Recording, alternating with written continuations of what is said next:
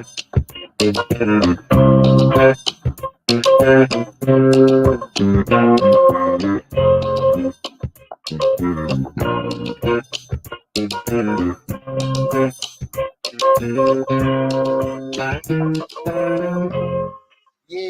Thursday, everybody. Happy Thursday. Welcome to the Dollar Hour. I am Deonte Burden, aka Mr. Short Dollar himself. We got an awesome show planned for you guys today. And it's a common subject that a lot of people have to go, really most of us have to go through. We got the parents. And you see people at different levels of it, struggling with it or not.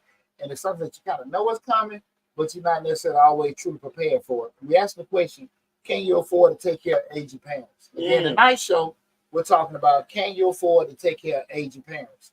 I think this subject hits home with a lot of people. And again, like I said, you really don't think about it too tough till you start going through it. Because we spend so much time, number one, trying to get ourselves together. Then we start taking care of kids. And then the last thing happens, we're like, damn, mom and daddy getting old. And now I start looking at it. Even though we may have previously seen our parents deal with their parents, but the impact just wasn't on you because, again, it wasn't really all the way something that was your sole responsibility. But as we get older, or we see it coming on the horizon, it's still something I think a lot of people don't really put a lot of weight into. And so tonight's show, we're going to be discussing it. Can you afford to take care of aging parents? Right now, we're streaming live on Facebook, YouTube, Instagram, LinkedIn, TikTok, and Twitter. But the main hook is the Mr. Short Dollar YouTube channel. I think I'm streaming live on Change Lives also. But you are. Okay, cool. So it's going to be a great show tonight. But before we get started, I want to say what's up to my awesome producer, DJ Lab. What's going on, brothers? Thursday. Hey, best day of the week, my bro. Best day of the week. Getting all this good information. Hope they take it in. Absolutely. Hope they take it in and enjoy it. It's free. I'm sure they will. You giving the game away for free. Hey, man. I appreciate the opportunity. Also, we'll say what's up to my other producer, Slick 316. What's up, Rick? But yeah, man. Guys, feel free to call in, add to the conversation. The call in number is 678-740-9894. Again, the call in number is 678-740-9894. We're talking about, can you afford to take care of aging parents? One thing I do want to say, guys, in the event you do have to leave the show or come back in the middle of whatever, you can go back to the YouTube channel, Mr. Short Dollar. You can Google Mr. Short Dollar and check out the video in its full entirety, just in case you do have to leave. And I, again, announce everything out, later on the show. But definitely go to the YouTube channel, regardless of what platform that you're checking us out at right now. And subscribe to the channel and take advantage of all the great information that's on the YouTube channel. So we start talking about, can you afford to take care of aging parents? Affording care for aging parents is a complex issue that involves assessing your financial situation, understanding the cost of care, and consider available resources. And what we're going to do with tonight is just break down all the things you need to consider when you're talking about taking care of elderly or aging parents. I remember when I first went in the Army, about a year before I got out of it, and my grandfather, that raised me, he got cancer. And I really wasn't there. Right. I was stationed in the hood, but I'm here and my mama like, we got to take daddy here, we got to do these particular different things. So I never really got the gist of it with doing it. But, I just kind of, let my mom call, vent, say how to take care of this, take care of that. My grandmother was the driver, so a lot of that fell on my mother. Okay. But when my grandfather got sick, he got sick pretty quick. Just like a lot of men don't necessarily wasn't checking on himself, but so he went kind of quick. What I seen was my great grandmother, my mother's grandmother, when I got out of the Army, and my great grandmother moved in with my grandmother, and she had dementia. Okay. And that was my indoctrination, like, hey, damn, they're like, it was like bouncy ball. Because my great grandmother, I think she has like 7 or 8 kids. But it was just like, you got it this one, now you got it, and then you got it. Right. And it was just like, they're playing hot potato with their mom. Right. And this show is not to sit here and just give advice on what you should or shouldn't do. Right. We have a discussion about, can you afford to do that? Right. Because what was clear to me was everybody was concerned, but everybody couldn't facilitate. Not necessarily just okay, she can come stay with us. They can afford for her to stay with. You know what I mean? Everybody had something going on. Okay. And my grandmother probably was the least my grandmother was probably the least combative. Okay, she was the path of least resistance. Yeah, well, you know, as far as the siblings, like, okay, well, let Clara do it. Right. You know, I'm not saying the other ones didn't necessarily want my grandma. Right. You know, they wanted to be dealing with their mother. But she was probably the one like, okay, I'll take it. Yeah, I'll take it. Yeah. And definitely probably by far the least one that could afford to take care of. And I just remember, man, it was just my grandmother had a car. So my great grandmother did, needed, just that she had appointments and all this other kind of stuff. My grandma had to call people and wait for folks. It was just been a real mess up. Right. At that time, I think me and my ex-wife, we were just married. We wasn't even living there. Okay. Because we was on the other side of town. Okay. So we couldn't really even, if we were there, we could do it. Right. We were a young couple, really no free time. We always had to work. Kids, kids. I think I had 2 at that time. And definitely couldn't really contribute, because, we weren't really nowhere near established to be able to leave work and stuff like that. But it was just, just a major headache. And I'm seeing my grandmother, who really could, from a business standpoint and a financial standpoint, stuck with her mother. Right. And it was just really, really funky, man. And that was my thing to notice, to say, like, damn, man, that could be a lot. Yeah. You know what I'm saying? And it kind of woke me up to, at the end of the day, damn, I don't really want to be in a situation where people, playing hot potato with my ass either. Right. You know what I'm saying? You get mama, you get daddy, this, that. Because I can see my damn kids have me sitting in the damn corner with my piss and pamper. I was just thinking that we talked about that earlier. I can see my children, they sure can't afford to take care of me. If I get sick, God forbid, I do somehow where I can't continue to take care of myself. But if I did, I'm out here in these streets by myself. I'm gonna check myself into a old folks home, because I know they ain't gonna be able to do it. And not that they might, not saying that they wouldn't want to, but I know their ability. I know my children, and they're not gonna be able to take care of me.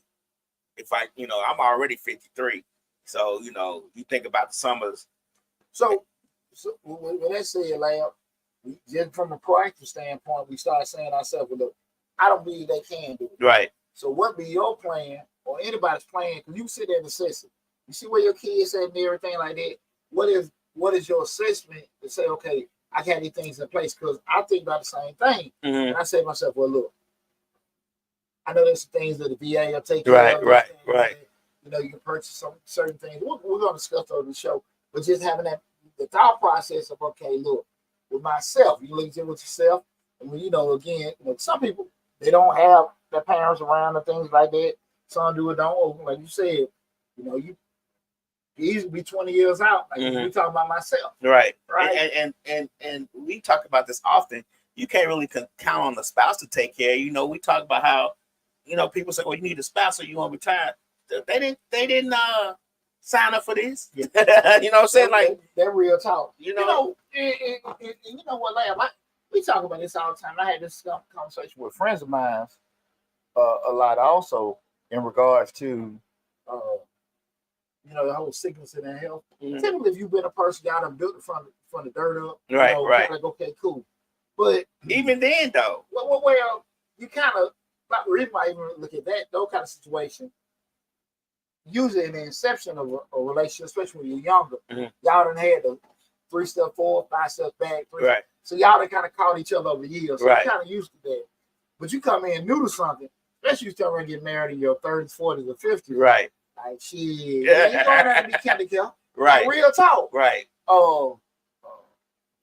And I have conversations with friends of mine, like, working in healthcare. They'll say all the time that they see people that have had strokes or ailments and stuff like that strike them, and they're sitting there with no family members. So it's good to have somebody, but you don't know how a person's gonna react when something happens. Right. You hope they're gonna do right. Right. But you really there's no guarantee. Know. Hell no, you really don't know. And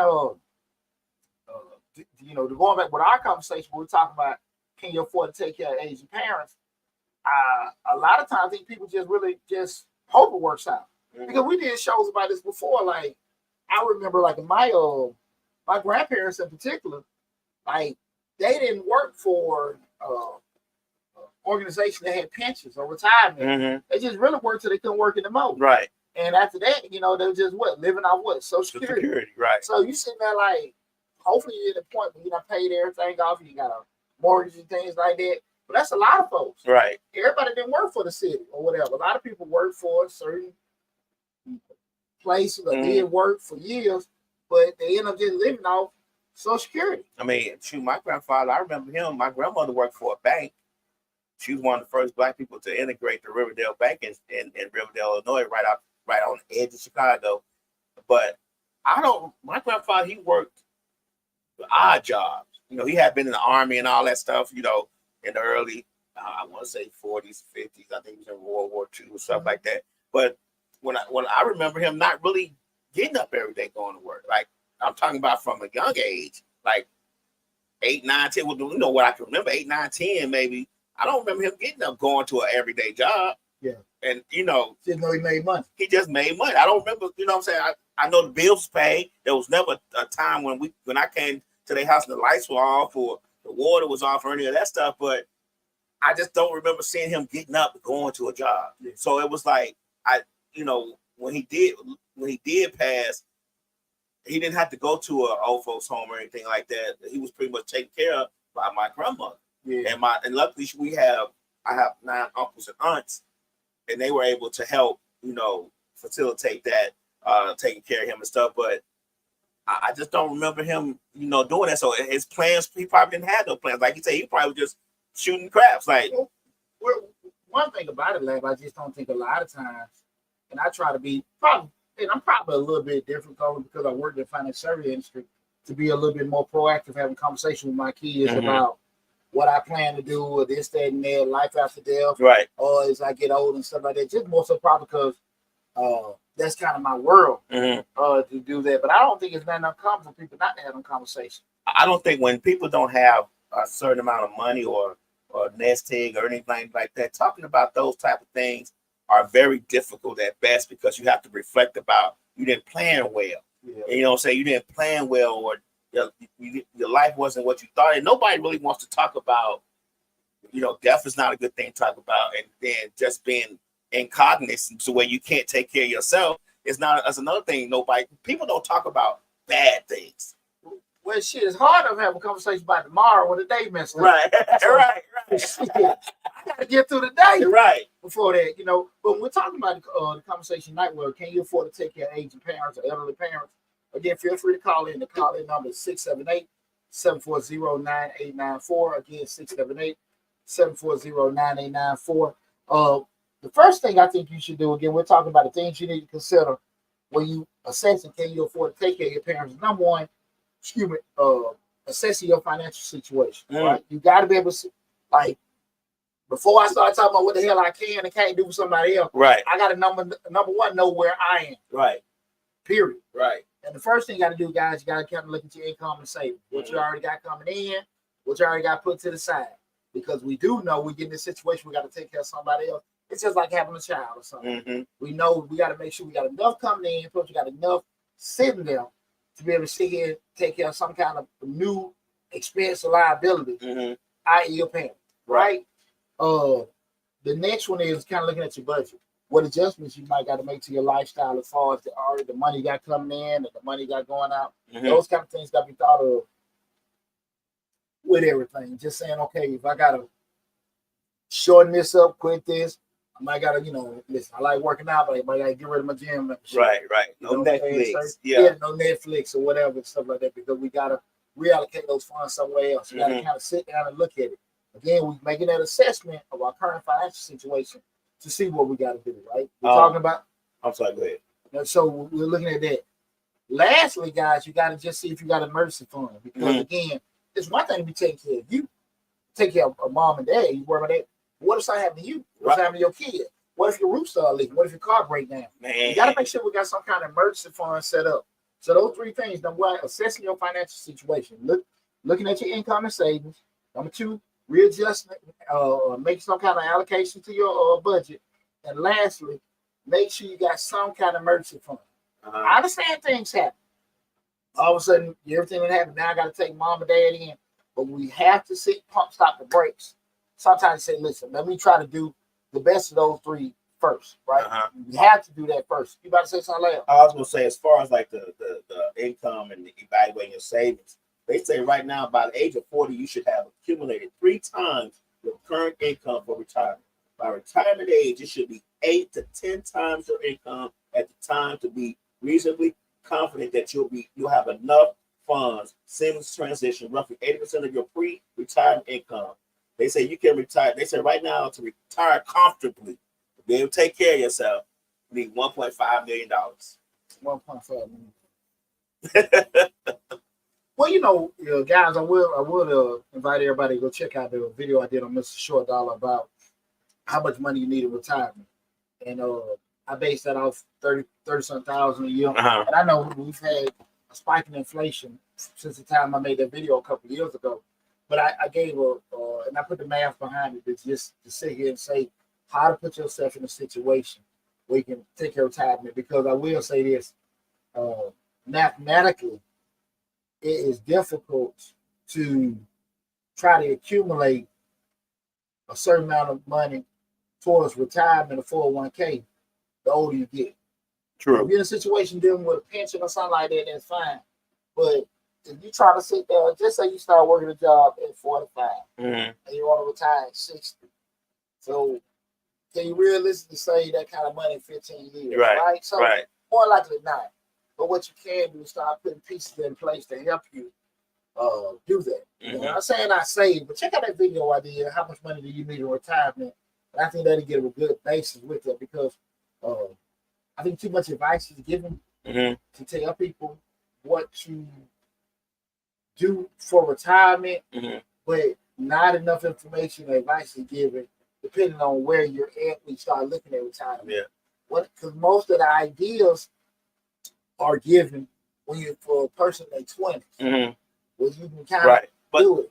At 20, we weren't thinking about retirement. I wasn't thinking about no retirement at 20. I mean, when you're 20s, you're still messing up. Your 30s, you're recovering. Your 40s, you start trying to snap. But realistically, like I said, what can you do? And I think that's what I think a lot of folks, to me, miss out on. And like so I'm not saying don't save. I'm not saying don't try to prove things, but I am saying be realistic in the time frame you have. What can you do? And that video again, how much money you need in retirement? That's on Mr. Short Dollar on YouTube. How much money you need to have in retirement? I did a whole spreadsheet breakdown and it was also numbers wise. You can plug and play and make your adjustments from there. Me and Slick learned a lot from her dad being in retirement homes and stuff like that when he got sick, her son and stuff.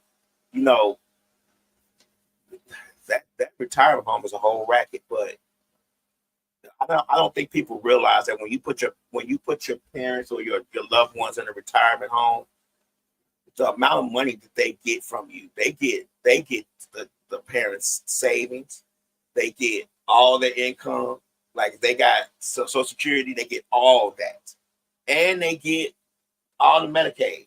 So they not only are they getting the Medicaid for taking care of them, they also getting their income. Whatever income that they have, they get that. Whatever savings that they have, they're supposed to get that. So basically, every dime that your parent has, once you put them in a retirement home, and I don't think a lot of people realize that, every dime that your parent has, once you put them in a retirement home, goes to the retirement home. Well, every dime. Let me ask you this question, man. When you say every dime that's on, we're doing it, is it every dime or is it the dollar amount up to what the bill amount is? No. So you sell it. So you're saying to me, they get. Just say the bill is. We ain't talking about $5,000 a month. We ain't talking about no bill.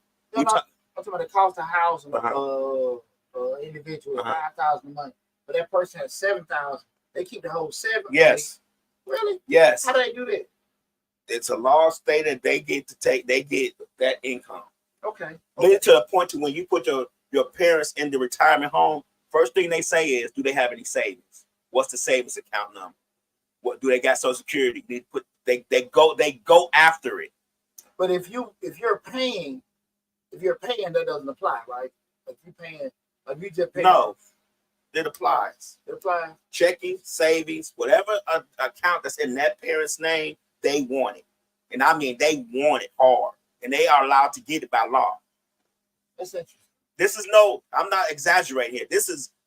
I mean, they might not be taking care of your parent worth crap, but when it comes to that money, they going after that real hard. Gotcha. Well, that goes to the next part to what our discussion. Again, we're talking about can you afford to take care of aging parents. Let me cut y'all layout. No problem. But this next section we're talking about is understanding costs, right? And those like Lab just brought up in regards to you taking care of an elderly or aging parent, understanding those actual costs. And the first thing I want to talk about is just medical costs. These include medications, doctor visits, specialized care, and be like physical therapy, and equipment like walks and hospital beds. You got to make an assessment. Again, guys, sometimes we're not going to be at the benefit, and a lot of times we're not going to be at the benefit of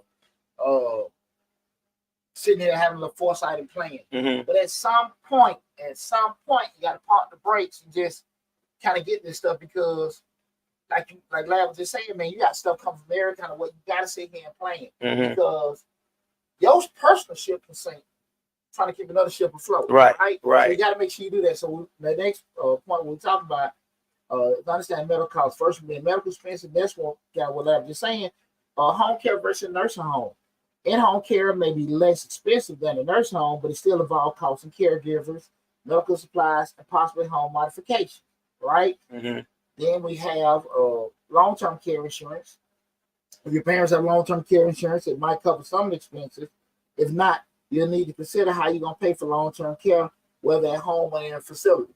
And that's what about a lot of people. It's like you just said, like, we ain't got so much to do this with doing this, and money may be allocated, some money may run out. What are we going to do in the big picture about it? Because it's one thing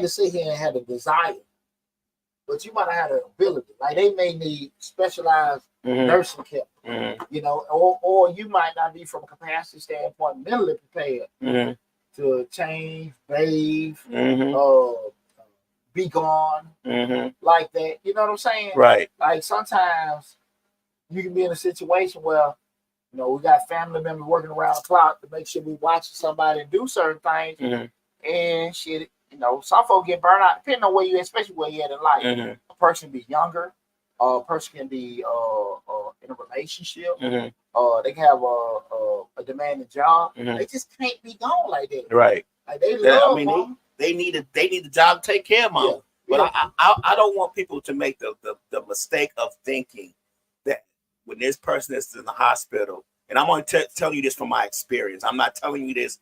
You may experience something different from what we experienced with Rika's son, her father. I don't want people to make the mistake of thinking that when the person's in the hospital, that is a different situation. It's still a money situation to the point to where if that person doesn't have Medicaid or anything to pay for those medical expenses, you know, they try to send that person home, regardless to what kind of care they need. If the care is catastrophic, they want to send them home if they can't get them in a nursing home. And then this is the kicker that a lot of people don't realize. A lot of nursing homes have a capacity for certain things. They don't have capacity for all things. And they have to actually accept that person to come into the nursing home. It's not a case of where you say, oh, I want him to go to John's nursing home. John got to say yes or no. So you get what I'm saying? These lot of things people don't realize that they think it's just all healthcare. Like it's just, no, it's not that way. They got to accept you. They got to see how much money you have. If the money's not enough, they won't accept you. And if they don't have the type of care that that person needs, your parent needs, or your loved one needs, they can't accept you. But at the whole time, if that person's in the hospital, they got sick, they got into the hospital's trying to get them out of there. They try to turn that bed just like a hotel. Yes. So if they can't get the nursing home, their next thought is, well, we need to send them home. And you're thinking to yourself, like, I don't have no supplies here. I don't have anything to help, take care of my loved one. And I don't have the capacity to do so. And pretty much they're like, so tough. we need this bed. And I'm not exaggerating on this. I don't care what nobody says. I am not. This is not allegedly. This is 100% how we experienced it. Well, you know what? You know the thing. I guess the thing I be wondering about, like, because we had, I feel it was a great topic, was to have a good conversation. And my mind is wondering, what the hell would you have a conversation to even be informed about this? Exactly. You know what I'm saying? Like, I can tell my kids, like, hey man, you know, if I die, this the will, this the insurance.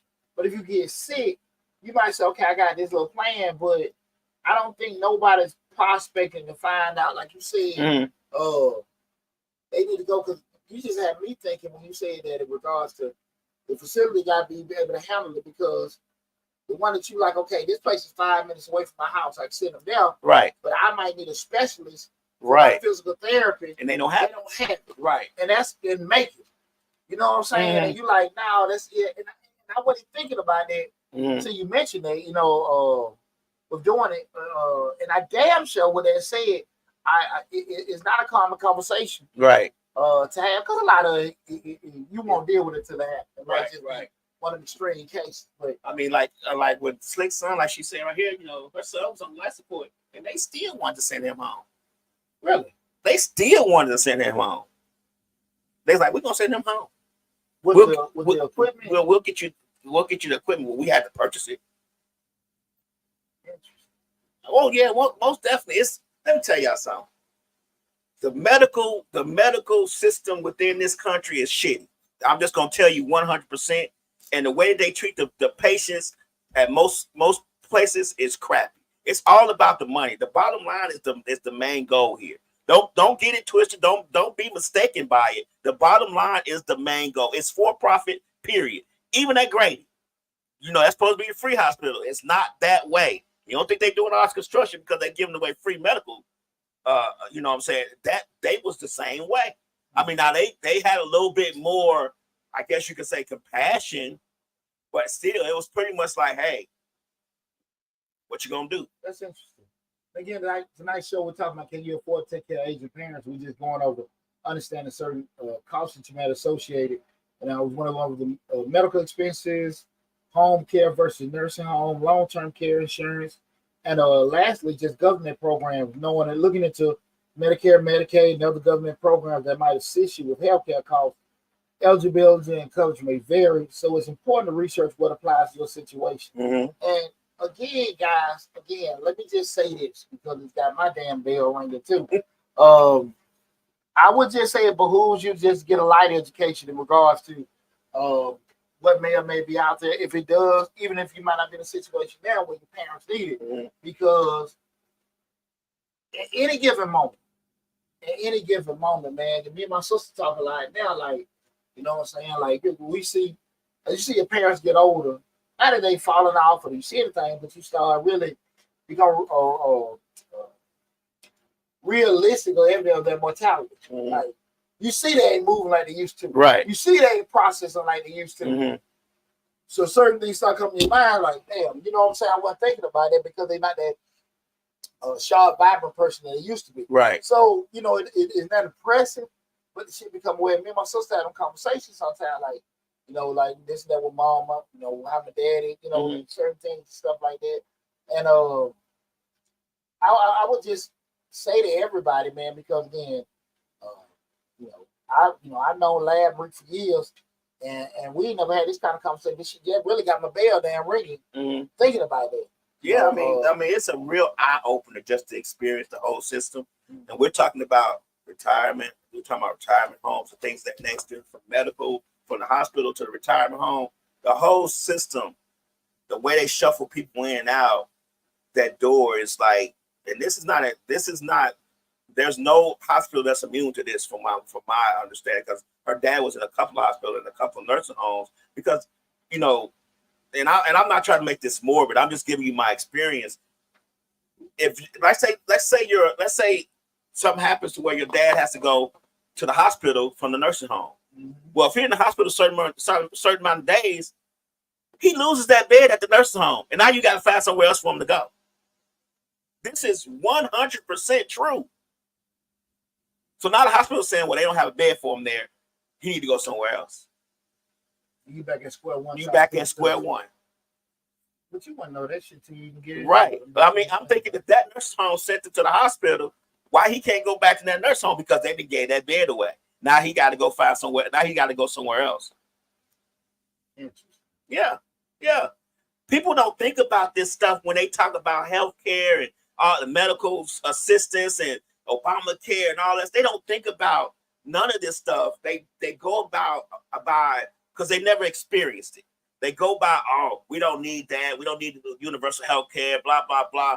But to be honest with you, you pretty much don't have a choice within the medical system. You gotta adjust the pivot to what Right. they lay in front what of you. What they lay in front of you, and then it becomes to a point to where, like, with Slick's son, to where he was on life support and he has nowhere to go. They start talking about, well, you might want to unplug him. I mean, literally, just like that, you might want to think about letting him go. Not because you have a chance, but because of money. Right. So yeah. Yeah. And you have to damn near callous yourself to be able to receive some of that information. Or to keep from choking somebody out. Yeah. But that's what I'm saying, just to harden yourself. Right. Just to say, like, they on some being in that personal type stuff. Right. With a loved one. It's so impersonal. Yeah. And I guess that's just the way you got to be working in that field too. That's why it ain't for everybody. Right. But, just to hear that, boy, that'll rub me a certain way. Again, guys, tonight's show we're talking about we asked the question, can you afford to take care of elderly parents? Can you afford to take care of elderly parents? We're streaming live on Facebook, YouTube, Instagram, LinkedIn, TikTok, and Twitter. The main hub is the Mr. Short Dollar YouTube channel, where we have over 1,000 videos on the YouTube channel covering personal finance, business, entrepreneurship, and investing. Feel free to call in or to add to the conversation, 678-740-9894. Again, 678-740-9894. The next thing, again, we're talking about these different things that you got to assess and break down when you're considering if you can afford to take care of your elderly parent. We went over the assessing your financial situation, understanding costs, and the third one is just having some kind of awareness where we just talk about available resources. Mm-hmm. We say available resources. Number one, we got to say, okay, what all can you have? Number one being shared responsibilities. If you have siblings, discuss sharing the financial and caregiving responsibilities. Even if others can't contribute financially, they might be able to help with time and effort. Mm-hmm. Can you sit with mom? Can you take dad and help? Can you do that? Just have them conversations with everybody, because everybody got stuff going on. Right. Might be like it. And everybody swear that, hey, my stuff can't change. But at the end of the day, we got to have them tough conversations, like whatever. Because like I said, I seen that with my grandmother, my great grandmother didn't leave my grandmother until my grandmama called counsel. Okay. So it wasn't even like there was no reprieve. And it's not. And keep in mind, Lab, I was in my 20s, so my maturity is now. Somebody almost fit. It wasn't the same. So I really look back at it now, like, why the hell was she watching? Right. Like, she was probably the least one. I'm talking before she got counseled. Mm-hmm. Like, she couldn't take her. She couldn't take her. She couldn't really no transportation, even care for her. Right. You know what I'm saying? She just couldn't care for her. Right. And I still want. I know she had other siblings that probably were better. I'm not talking. I want to talk about my aunts and uncles, but it just the point of it is, it just seemed like Clara got the least going on. Clara ain't, Right. So it just said, okay, let's just drop it there because, I always just said that my grandmother was very, very non-confrontational. Mm-hmm. So it was like, all right, I got no way she couldn't. Right. She would. As I got older, I became that. No, she can't do it. Mm-hmm. She would, and people would look for her. My grandma would like damn, they're like, glad she did it. Right. But she was like that. But having that conversation with family members, understanding like, look, these looking at them resources. Hey y'all, what can we all do? Mm-hmm. I understand you on the budget. Right. I get you just started. What can you do? Right. I got a Monday through Friday. You got on the weekend. Mm-hmm. What who can pick up, take to the doctor while I'm at work? Exactly. Can you call and get the appointments done while you're at your desk? Mm-hmm. Some kind of thing where we all make assessment. What all can we do? Right. We started talking about what we started looking at. Can we take care of elderly parents? Looking at those resources, community resources. Many communities offer resources for elderly care, such as adult care centers, meal delivery services, and transportation. These can reduce the burdens on you. So just taking a little time, doing a quick Google research, maybe talk to the hospital, maybe talk to some of the community centers in there. Hey, what do y'all have? Because there are a lot of nonprofits out there that's all they do, service community people. Take elderly to, they may pick them up and take them to their health appointment and stuff. They've got federal and state funding. That's all they do. So you just need to get in contact with them. Just got to be proactive. Do a little homework to find out what exactly is out there. The best thing I would say, dude, the first place I would start, if your parent was a member of the church, start there first. If they can't help, they should be at least able to give you contacts to certain resources, numbers or something that probably can help you. Because a lot of times you'd be like, well, where do I start? Where do I even start looking? And if that parent is a member of the church, as part of their 501c4 tax exemption, should be able to help you figure out where you need to get. And all the time that your parents may have paid should be able to help you at least get started on the right track as to where you could look for that assistance from. That's a good idea. I mean, I can look at, I'm going to be honest with you, look at like myself. I don't have a church home. So that wouldn't even be an option for me. Right. And I'm not really from a family where everybody's like a member. Right. So that wouldn't even be an option for me. But I think that's a good one. I still would ask the church within your neighborhood. Absolutely. Because you still pay taxes to cover that church. If you live, it don't matter if you're a member of it. You still do something for the church because they tax exempt. So your taxes cover something, help to cover some of their taxes. If they don't pay any taxes on anything. So if they're in my community and I'm not a member of that church, I'm still gonna go ask that church. Yeah, I will say this: if going to the church, just being, we're looking at community resources, guys. Going back even from the first thing we talked about, as far as the understanding the costs and looking at your finances. With all the information we're talking about, guys, remember what I said from the beginning. You gotta find sometime pump your brakes. Pump your brakes. Even if you take 1 or 2 days or each week or once a week at least, just to say, hey, listen. Let me make some kind of assessment to do this kind of plan. Because I'm gonna be real with you, man.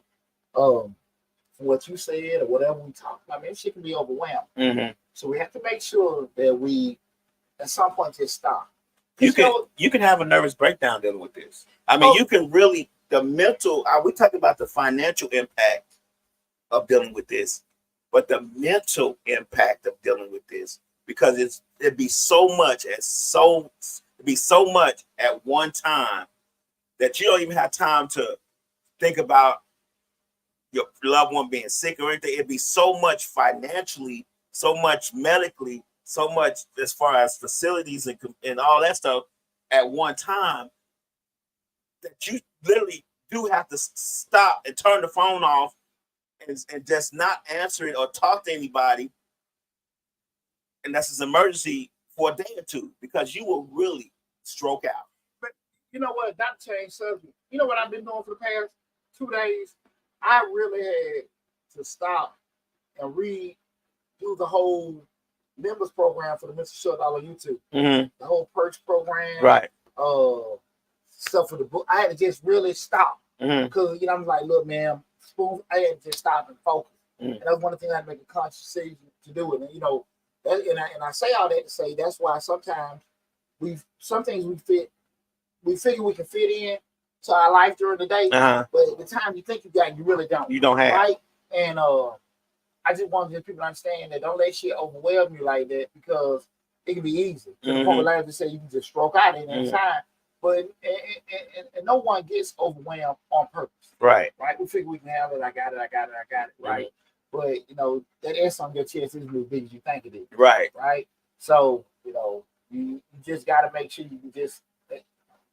I understand I got stuff going on, but let me stop and try to get this. I mean, I want everybody to understand that part with it. And again, we're talking about available resources. We should share responsibility for friends and family members of community resources, other things from available resources, financial assistance, explore options for financial aid or assistance such as government benefits. Like I mentioned, nonprofit organizations, churches, support from your parents, former employers. Reach out to people, get them phone calls. Another thing is we talk about just available resources, downsize or asset liquidation. Your parents may have assets like a home that can be sold or used to fund their care. This is a significant decision that should be carefully made with professional advice. we can be so stuck on trying to keep certain things because we have an attachment to mom and dad, and go damn broke trying to keep the house, but then they die, we turn around and sell it. Right. Hey, Right. they make that shit make sense. Right. You know what I'm saying? Right. Like, I'm Keep just that family heirloom that they worked hard for, but you need it. You know what I mean? Unfortunately, you need it. yeah, but and those what once it's done and over with, you know, I'm gonna say done, say they passed. Now we got to sell and all this other kind of stuff. But shit, you might not put yourself in a hole trying to, you know, take care of that.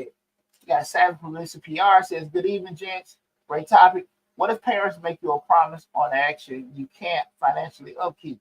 Again, the question is, what if parents make you promise an action you can't financially upkeep? You can't make me a promise that I can't damn upkeep. Right. You know, again, me and Lab laughing. Me and Lab just laughing before the show. It was a conversation I had with my father. Love my daddy, great guy. But my father was talking about, you know, how he wants his funeral to go. And I had to just sit there and be honest with my dad and like, look here, love you, daddy, but shit, just left to me. Right. Got to burn you up, put you in that jar. Right. Nobody will look at you. Right. And if you want me to, I can take a picture of you on that cold slab. But shit, I'm not. I love people, but I'm not finna go in no financial hole. That ain't finna be me. $40,000. And now, well, you know, just say if it's 10 to $15,000. Right. Hell no, I'm not gonna do that. Right. So you know. Right. Again, if it's up to me, again, I don't know if my grandmother got insurance policy, whatever. But if it's up to me, we're gonna burn you up, put you in the jar. We're gonna have a nice memorial service. I'll make sure that, but everything probably gonna be done for under about $2,000. I got that allocated in my mind. You know what I'm saying? It's not funny, but shit, you know how parents wants to tell you how they want their services to be, but they're not contributing one dime to their services. That's the amazing thing to me. Like, it's not like this is not a free service. This costs money. I mean, it's a system that it thrives off. It's called capitalism. It thrives off money. So you're not paying insurance. I'm paying the insurance. You know what I'm saying? I'm paying the insurance every month. But you gonna tell me how you want me to do things for something I'm paying for? With something I'm paying for. Well, I'm gonna be real with you. I'm gonna be totally honest with you. I probably wouldn't trip too tough if I got insurance, and I probably carry out the way you want to if it's the way, if it fits up under that, right? In insurance, right? I'm not gonna trip on that. I'm talking about, I know my dad ain't got no damn shit. My grandmother might got, but I'm just saying, right? Well, I'm paying out of pocket. Right. Well, we talk. You straight cash. Yeah, I'm straight cash, and we got to do that. So if it's left up to me, right? Now, otherwise, I'm not making no kind of promises, like that. And I can carry out wishes. I was the executor for both my grandparents. Same thing with my mama. So, and I can say without a shadow of doubt, I carried everything out. You know, this person, because like it was like annuities, allotments to like other people in the family. I made sure, right? Hey, this was left to you. This was going to you. Call the insurance companies or to get annuity set up for the new beneficiaries. I did everything. Right. And I ain't get a damn thing for it. Just, we're doing it because I carried out their stuff. Right. When we start talking about putting me in a financial position, I ain't gonna do that shit. Right. I ain't gonna do that. And let me say this. Let's go to the example of somebody saying, okay, I want to stay at home. Going back with my grandmother, when she got sick, she wanted to go home, and everything. The issue was it was difficult for her to be home because my mother had to work, but my aunt Augusta was more available, right, to take care of her. But my grandmother didn't want to be there. My grandma could take care of herself, right. And it put everybody in a very, very funky ass position, right. And they tried to keep her wishes as long as they could, but my mother couldn't. She couldn't. She had to work, right. So I just remember she had to go back. My grandma had to go back to Augusta, but she just wasn't happy there. And that's why I say sometimes there's a question. Somebody wants you to make a promise. I think you want to, your loved ones, you want to make them happy and try to keep what they wish you. But you still got what the hell you can do. Right. What you can within the confines of your financial constraints. Because like we said earlier, we're talking about taking care of your parents. You know, can you afford to take care of them when they get older? But at this whole time, you still got life going on. Absolutely. Your light bill due, your mortgage due, your medical insurance, your kids got stuff they need, your car note due. All these stuffs are still. So now you're compiling stuff on top of that. And to be honest with you, how many of us plan for those things? Well, you're totally adjusting your present and future. Right. You're totally making a very crucial adjustment to your current, present, and future. Again, tonight show we're talking about, can you afford to take care of elderly parents? Can you afford to take care of elderly parents? Feel free to call in 678-740-9894. We're streaming live on Facebook, YouTube, Instagram, LinkedIn, TikTok, and Twitter. The main hub is the Mr. Short Dollar YouTube channel. So if you just came in or you have to leave, remember, go to Mr. Short Dollar on YouTube. You will see the video in its full entirety. And right now, we're just talking about things you need to consider. We're making a determination if you can take care of your elderly parents. And now we go to another phase, which is long-term planning. Legal and financial planning, consult with a financial planner or an elderly law attorney to help plan your parents' long-term care needs. They might include setting up a power of attorney, manage your assets, and planning for Medicaid eligibility. A very key point, key thing to look at is just having them living wills and a DNR that do not resuscitate. Mm-hmm. It's so many things that need to be in place that you don't think about until it happens. But just having somebody, and again, I know everybody got different budgets. I get it. But what I'm saying to you, some things in life we're gonna have to do when it's inconvenient. And then some shit we're going to do when it's extremely inconvenient, but we ain't have a choice then. Right. So when it's inconvenient, you putting it off. Right. When it's extremely inconvenient, you got to do it then. You got to do it. So kind of keep that in mind. I understand everybody got different constraints, but just kind of keep that in mind. When we talk about long-term planning, balance the priorities. You need to balance caring for your parents with your own financial goals, such as lifestyle, saving, retirement, children education. It's important to avoid sacrificing your financial future entirely for caregiving. You just said you're going to have to reassess your present and your future to do that. And you cannot, again, guys, you can't be in no situation where you can't damn recover.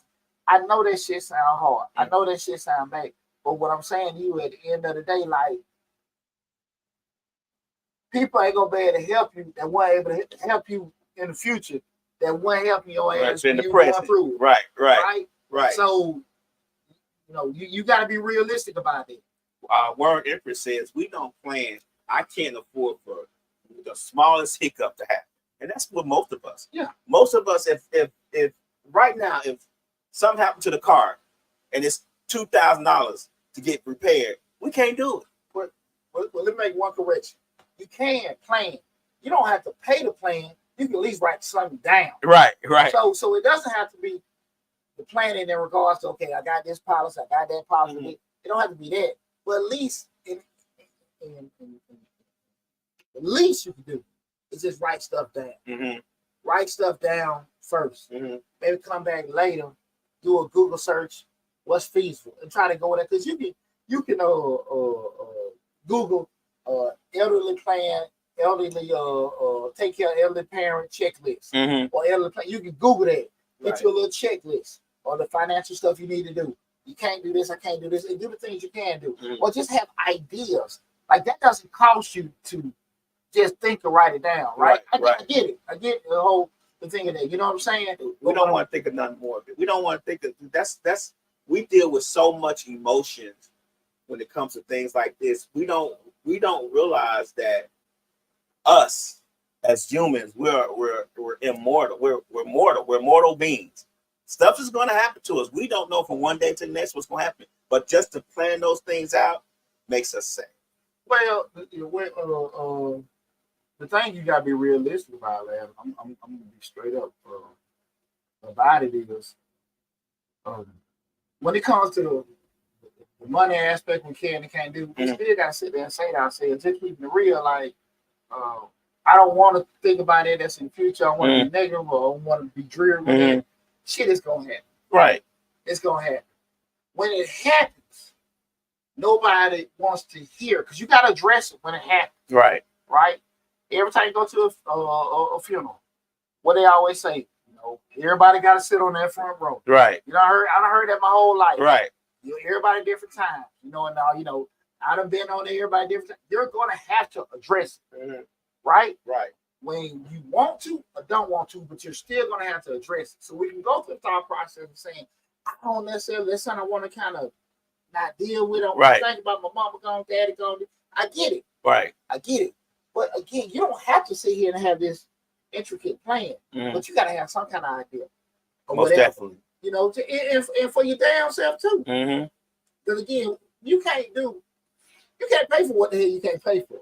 Right? Right. Well, that's why I'm sitting there saying, like, hey, at some point, you got to just brainstorm a couple things, this, that, and that, whatever, have an idea, a starting point. That's the whole point of having this conversation. Right. People got to realize that it's going to happen. That's why when I start talking about my summers, that my summers are limited because I know I'm getting older. I know I'm getting older. Yeah. I'm not unaging. I'm aging. I'm 53 years in. I know I'm getting older, so I know my summers are limited. So I got a plan for the summers that I have left, God willing, that I think I have left, because I don't know, and try to make sure I start writing stuff down. I start trying to figure out this and that and that and this, and it's a sad process. But I know that I'm older now, and I know that the average age for a black male to live is about 78, 79 years old. So I got to start planning for those things. It's sad, but it's true. You know, but one thing about it, when I got my divorce, the first thing hit me was, and I talked about this before too, is I spent so much time worrying about other people. And what hit me was I was on this tick where I'm trying to save up all this money to lead to my kids, generational wealth. And I seen quickly that my generation they weren't so damn hyped about the shit I'm trying to do. They weren't trying to do what you wanted to do. You know, coincidentally at that time, I had this big $500,000 insurance policy. Shit. Change that to 100. Right. But then the 20-year term came up. Right. The thought process with that much is something would happen to you to pay for the kids' tuition. Right, right. Shit. At that time, 3 grown. Right. So shit, okay. And I felt like, okay, what I've acquired, real estate, business, other assets, y'all got that. I just need to teach y'all what to do with it. Right. But I really reassessed a lot of shit, me trying to kill myself to lead this stuff to the next generation. And I think people like talking about it because they ain't got it. Right. Once you get it, man, you find out quick, man, these don't care nothing about it. So my thing is, I don't want to be a burden to my children, but I damn sure ain't gonna make a burden for myself. Trying to do certain things for them. Yeah, right. You dig what I'm saying? So I just want people to kind of, again, I understand the whole point of it's hard enough living to try to do certain stuff, but get a couple ideas. Hey man, what do you think about this? What do you think about that? Because what I told my father, that is something I thought about. Because I'm sitting there seeing people like, man, I'm not finna kick out no $10,000 to $15,000 because I see the shit come back on me. Right. I know if I call my brother, love him to death, I ain't got it. Right. I already know how that shit gonna go. Right. I ain't got it. What the hell I'm gonna call you for? Right. Because I know what? You ain't got it. Right. Don't mean you don't care. Now again, I don't want no feedback. Right. You don't know pushback. Yeah, no feedback. Shit, you know what I'm saying? Right, right. But I already know how that stuff goes, and everything. But I thought about it. That's my whole point. Right. Love my daddy. Don't think that never, but like I said, it's up to me. This is what I'm gonna do for you. You don't like it, but you're saying so. If you don't like what I'm saying, you might want to do something for yourself. Right. Right. But if Poochie gotta pay, Poochie gonna pay cash for that. Right. I ain't looking to come out with a couple grand. Right. Just letting you know. Right. Right. You know what I'm saying? We'll have a break celebration. But I thought about that. You dig what I'm saying, Leia? I don't think most of us, just regular folks, every day working 9 to 5 jobs, unless you're making an astronomical amount of money, can afford to take care of our parents. I don't think we can afford. That's the compliment. Can we afford it? I don't think most of us can afford it. I think most of us just do. You get what I'm saying? We do the best we can with what we have to afford it. But in all actuality, we can't afford it because we're foregoing a lot of things in order to do it. And I think the reality of it is that I don't care how much and I'm not trying to dissuade anybody. I'm not saying that you shouldn't plan, but it's just I don't think we really can plan to afford it on a 9 to 5 job. I'm just sorry. I I don't think it's possible. But keep on mind what I'm saying, like, it's not about affording. It don't cost you nothing to plan. Okay. It don't cost you nothing to plan. So if I got it on paper, that's free. Okay. I understand, again, you can only do what you can do, but still have some kind of ideas of what you're gonna do, or what you plan to do mm-hmm. under your current constraints, right? Because if something happened, it ain't gonna be no abracadabra, now you whatever, right? But you still can plan. That's what we want to at least plan. Plan. If you don't get the policy or whatever, plan at least what you can do under your current situation, right? Right. So, you know, just have that. Lastly, guys, you know, just consideration that you need to have that emotional and psychological we talked about before. Caregiver stress, you know, caring for an aging parent can be emotionally and physically taxing. You got to also consider the non-financial costs, ensuring you have a support system in place. Second, family dynamics, open communication with family members is crucial to avoid misunderstandings and conflicts over financial and caregiver responsibilities. Shit happen a lot. Thought you were gonna do it. You know, people pop up at your house. Why you did this for dad? Why you did this for mom? Why the don't you give me some money? You know, so being straight up with people, knowing that, because it happens all the time. You see a unit, family just like this, stuff happens. They get all kind of places and stuff like that. But just being proactive with that, everybody ain't gonna get on the same page. Everybody ain't gonna see it the same way. But you try to have some kind of communication. Saplucci PR says, should parents take responsibility for taking care of their own burial expenses? The question again is, should parents take the responsibility of taking care of their own burial expenses? I would think so, but they have what they have. Right? You know what I'm saying? You would hope so. You pray that they would. The cost of somebody trying to get a policy at 60, 70 years old would probably be damn astronomical. Right. You know what I'm saying? So just gotta be realistic. I mean, I would assume, and I think that's for all of us, but they have what they have. Right. That's why we sit there looking at the planet. That's why I'm just sitting there saying, something happened to my father, I know what I gotta do. Right. This is what Poochie doing. Right. All this other scrapping and all that kind of stuff and everything. And my father had a conversation with me about his father. I won't go asking around this, that, and that. Shit. You asking around about him, hell, I'm thinking about you. Right. You might want to go on my plane. Right. You know what I'm saying? You know, and all this kind of stuff we're doing. If people can't, you know, that's the thing about it. How you, I was still trying to process how you making a plan with somebody else's money. How you gonna pay for that? Right. I'm already telling what I can do, but that's the kind of conversation people gotta have. You know what I'm saying? Like, I want to add a caveat to this family dynamics. Sure. I don't think people realize how much of a strain it could put on the wife and husband aspect of the relationship when one is taking care of a parent. You get what I'm saying? People don't realize the dynamic. People don't realize the dynamic of that stress. You get what I'm saying? Because it's not only is it stressful for the spouse taking care of their parent, whoever it may be, but it's also stressful for the spouse of the spouse taking care of the parent. Because not only does that spouse have to change their dynamic, that's the partner has to change their dynamic of living too, and they may not want to do that. They may not want to give up the Netflix. Nowhere in the vows do they say in sickness and health of your mom and dad. Right. Nowhere in the vows do it come up. Can you take care of this person sickness and health of their parents? Right. So where that come up? So that's really some shit you didn't sign up for. Right. So that's a great piece to add to it, because a lot of time folks don't think about it. You say to yourself, I worked hard. Why I gotta give up my Netflix? Yeah. You get what I'm saying? Why I gotta give up my DVR and my going out to the bar every Friday and having drinks with my friends, smoking cigars? Why I gotta give that up? Because you consider it with your girl, right? Your husband, right? And shit, you like, man, the brother, right? Right. I mean, really, the one nice to me, right? You know what I'm saying? So it's something.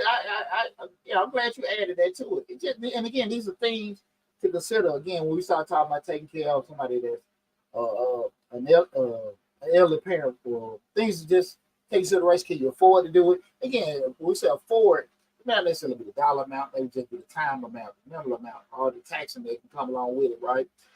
In conclusion, guys, affording care for aging parents requires a careful assessment of both your financial situation and the costs involved.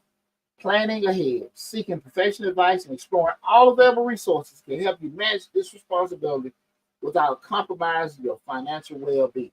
Guys, just again, this conversation tonight, just I really want. It doesn't open my damn head up the shit I went down thinking about. I'm trying to be the damn host. Try to be as proactive as possible to try to look at stuff. Mm-hmm. Again, you don't have to map out the whole plan now, but just start having ideas just in case something happens. Because we do know at some point what our parents or people you deal with, they're going to get older, and also we are too. So just like I'm just living, going through it. Shit, listen, just do something, and it may not necessarily fall into place the way Sam Bliss PR said, great job, thanks. It may not fall into place the way you want it to fall in, but at least you done did something. That makes sense. Right? Yeah, and I'm gonna throw one more in there. Throw it in. If you have an aging parent, if you have somebody that's elderly or somebody that you're taking care of medically, you need to get a power of attorney. You need to get something that states that you are that person, you are over that person's everything. You need to get because those things come into play when you're talking about medical. So you need to get a power of attorney. You need to get something. You need to talk to. You really need to talk to a lawyer. Well, we went over that. Yeah. We said the financial planner or elder law attorney. Okay. That attorney thing is very important. Power of attorney, the will, that DNR, that do not resuscitate order. You know what I'm saying? You need to make sure that, hey, you find out. Because what you don't want to find out, keep daddy alive, keep mama alive. Right. They done signed a damn DNR. Right. And you don't know shit about it. Right. So all this kind of stuff, we need to be kind of aware of what's going on. And that probate, all the probate stuff is expensive. Like, you can do it yourself, a lot of those things you can. But don't think just because you do it yourself it's gonna be cheap, because it's not. Well, just saying the probate stuff, like you said, to live with, that shit's a whole lot damn cheaper when everybody walking around here. Right. The paper that's just a whole lot damn cheaper. Right. And less stressful when everybody walking around here. Right. Because you can damn write a damn will for a couple $100 damn right. and get it notarized and done. And be done. And you can get all this other even the pop. All that shit can be done, I think, when everybo's healthy, under $500 damn bucks. Right. And get all this stuff set up. It's more difficult. Yeah. I'm gonna tell you what we experienced with I don't mean to keep putting six business out here, but this is a part of this whole experience. You don't want to experience where an old wife pops up and now everything that the dad has goes to her. Probate problems can take years to get out of it. Right. And the problem talking about when you're dealing with that kind of stuff in probate, you'll lose the thing that you're trying to get in costs. I just seen damn documentary Johnny Taylor that had $1 million estate. By the time he settled with 5 heirs, everybody got $1,000. Right. And the lawyer was paid. So right. Keep it 7-8 years and stuff like that. So no, it's extremely expensive. But listen, guys, awesome show tonight. Appreciate all the assistance. I think we had 34,000 subscribers. Woo!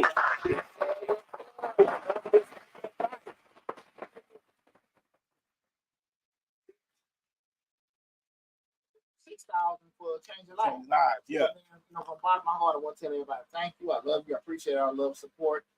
Keep checking out the information we're putting out, and also make sure you let your family and friends know about the information. Again, if you came in at the end of the show or something, go to Mr. Short Dollar on YouTube. Check out the videos whole entirety. Make sure you subscribe to the YouTube channel. We got an active branch playlist with over 150 different brand opportunities on the YouTube channel. A lot of great information that you guys take care. We got over 1,000 videos on the YouTube channel. So whatever platform you're at, go to Mr. Short Dollar on YouTube. You can Google it, Mr. Short Dollar on YouTube. Pop up and everything. Subscribe. Take advantage of the info. Y'all be safe out there. Love you all. Hey, real quick, don't forget. I am proud member 100 Black Men South Metro. We having our recognition for all our sponsors this Saturday at the Riverdale Town Center at 11 a.m. in Riverdale, Georgia. So again, if you want to go to Google 100 Black Men of South Metro Atlanta, you want to make a donation to the organization. We do a lot of great work in the community. A lot of the things we've done is listed there. But go to the website 100 Black Men of South Metro Atlanta, and if you can make a little donation or whatever, at least your time, your money, whatever you want to do, that's great. But also, lastly, make sure you check out my other counterparts on Misfits Radio, Misfits TV. You go to Westside Misfits, and also Misfits Radio. Glad from booking it up. Help me out. Misfits Radio TV. Misfits Radio TV. Check out all the other shows. We got shows running every day of the week, except for Tuesday and Saturday. And that probably booked soon. Yeah. So, but regardless, go there, because just like I said before, look at some shit that came up week before and everything. So definitely go there and check them out as well. But in the meantime, guys, y'all be safe. Love you all. Take care. I'll talk with you soon.